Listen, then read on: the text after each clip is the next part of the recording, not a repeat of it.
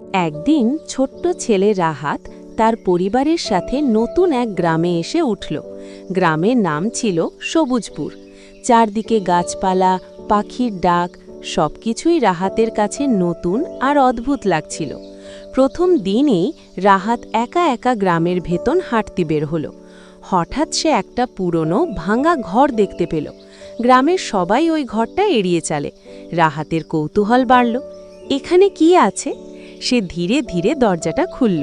ভেতরে ঢুকতেই হঠাৎ খটাস করে একটা শব্দ হলো। রাহাত একটু ভয় পেল, কিন্তু সাহস করে সামনে এগোলো। ভেতরে গিয়ে দেখে একটা ছোট্ট বিড়াল আটকে আছে একটা বাক্সের ভেতরে। দরজা বন্ধ হয়ে যাওয়ার শব্দটাই ছিল সেই আওয়াজ। রাহাত দ্রুত বাক্স খুলে বিড়ালটাকে বের করল। বিড়ালটা খুশিতে ম্যাও ম্যাও করতে লাগলো। ঠিক তখন গ্রামের একজন বৃদ্ধ এসে বললেন, বাবা, তুমি খুব সাহসী কাজ করেছ।